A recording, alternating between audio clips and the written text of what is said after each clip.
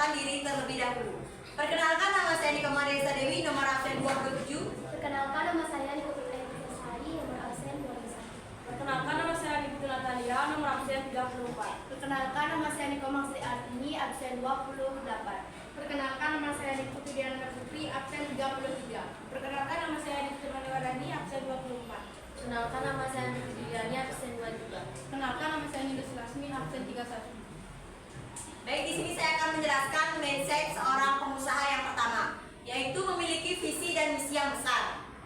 Setiap perusahaan dijalankan dengan serius pastinya memiliki visi dan misi yang besar. Untuk berkembang umumnya kedua hal tersebut mewakili cita-cita dan tujuannya yang ingin dicapai oleh perusahaan. Ketika menjalankan visi dan misi perusahaan, pasti kita semua akan menghadapi tantangan. Baik, yang kedua adalah adanya kerjasama dalam tim. Ketika Anda ingin menjadi seorang pengusaha muda yang sukses dari nol, maka Anda harus memiliki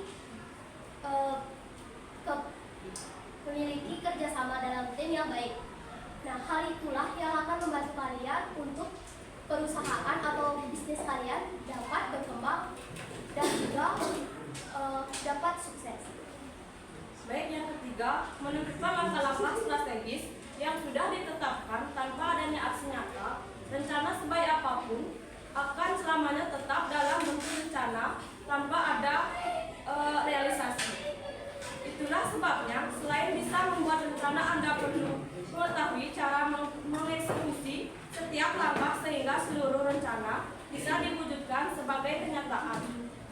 Hai, hindari pula kebiasaan menunda-nunda pekerjaan atau mewujudkan rencana yang sudah dibuat. Anda harus berani melangkah maju dan tidak boleh berhenti hanya karena merasa takut mengalami kegagalan. Apabila Anda gagal, masih ada kesempatan untuk memperbaikinya.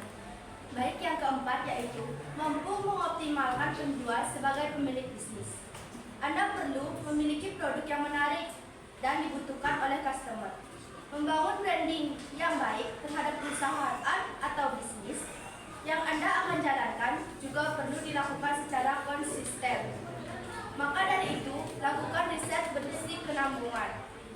Demi mencari tahu tentang target konsumen yang sesuai dengan produk Anda, jika sudah mengetahui target audiens, langkah selanjutnya adalah menyiapkan strategi pemasaran yang tepat.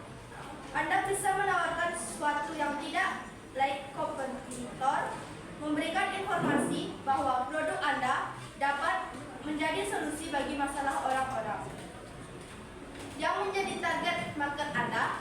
Anda juga bisa melakukan promosi melalui saluran media sosial untuk semakin mendapatkan kepercayaan dan memperluas jangkauan penjual produk atau jasa yang Anda tawarkan. Yang kelima, selalu ingin jadi lebih baik jika ingin menjadi seorang pengusaha muda yang sukses.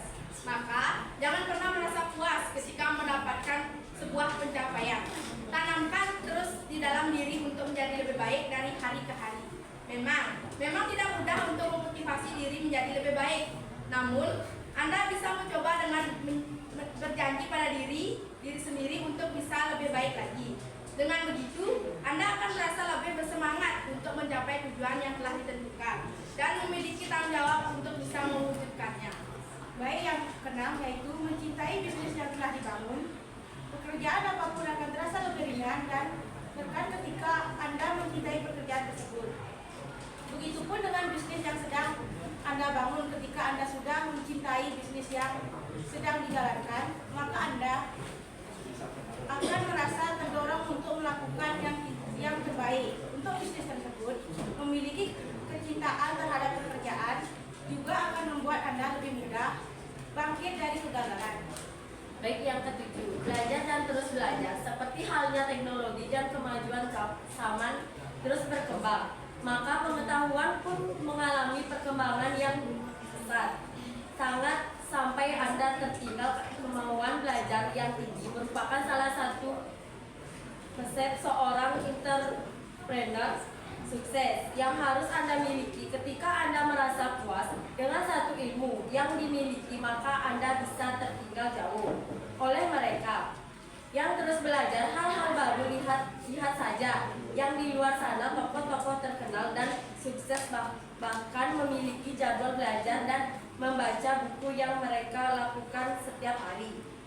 Bahkan setelah mereka berada di posisi mendunia, alangkah baiknya jika Anda ingin menjadi entrepreneur sukses, Anda meniru kebiasaan-kebiasaan mereka untuk terus belajar.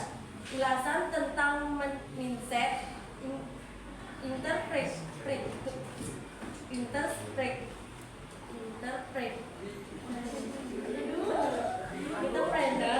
entrepreneur yang harus dimiliki oleh para pengusaha muda.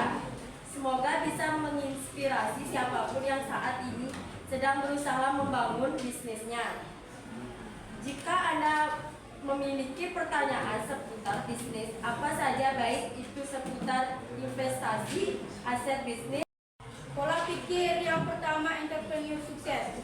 Salah satu cara yang bisa Anda lakukan adalah memperbaiki mindset atau memiliki mindset atau pola pikir yang benar tentang entrepreneur. Saat penting pola pikir yang tepat akan membantu Anda lebih mudah menjalankan rencana yang telah dibuat mindset.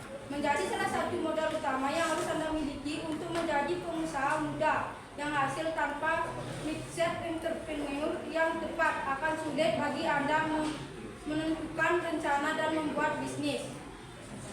Pola pikir yang kedua, entrepreneur sukses adalah pembisnis atau pengusaha. Mereka bisa mengelola bisnisnya sedemikian sehingga mereka bisa mempunyai bisnis yang tidak perlu mereka selalu harus di dalam bisnis. Artinya mereka bisa jalan-jalan dan bisnisnya bisa jalan sendiri.